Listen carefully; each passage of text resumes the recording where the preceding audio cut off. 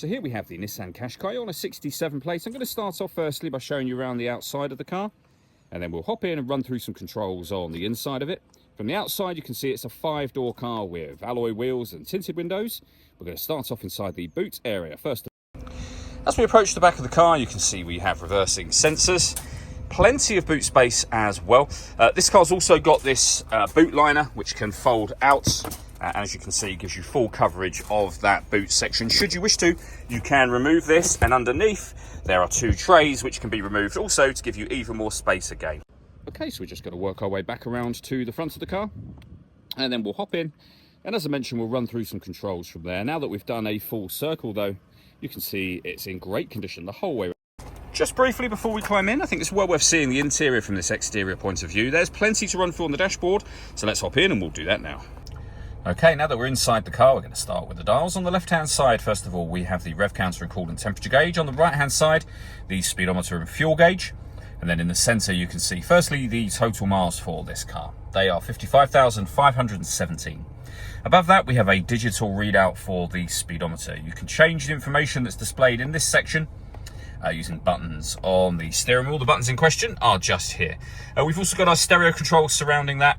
Cruise control, speed limiter and phone controls all on the right hand side. Over into the centre, we have the main screen for the car. As you can see, we have satellite navigation, so you can access your map there, your navigation just here. We have settings menus over this side as well. Over on the left hand side, we can pair up our phone. We can access our radio, so we have AM, DAB and FM radio. We have a CD player, we have auxiliary input, and once you've paired your phone, Bluetooth audio as well, so you can stream your music wirelessly as well as making and receiving phone calls. If I pop the car into reverse, you will see there the reversing camera and the bird's eye view image of where the car is parked right now. Pressing the camera button gives us a front facing camera and the bird's eye view, or a front facing camera and the front passenger side wheel.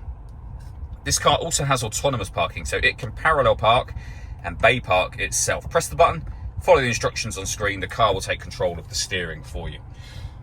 Below that, we have our dual zone climate control. You can adjust the passenger and driver temperature. You can increase and decrease the fan speed. You can determine what direction you'd like the air distributed in. When you're happy with those settings, that's your air conditioning off. Back on again, or hit auto. The car will then maintain the temperatures that you've asked for by taking full control of the fan speed for you. Below that, with a 12-volt charging socket, the electronic handbrake, the gear lever for the fully automatic gearbox, 2 cup holders, some storage here, as well as heated driver and passenger seats. Last thing I wanted to mention is the panoramic glass roof. There is a button that will open the sunblind all the way to the back of the rear seats. The glass section itself is fixed in position, but with this open, you can see it lets in a huge amount of extra light to this cabin area. All that leaves me to say is thank you for taking the time to watch this video. If you'd like to come and see the car for yourself and have a test drive, please feel free to give us a call here at Surrey Specialist Cars. We'd love to hear from you soon.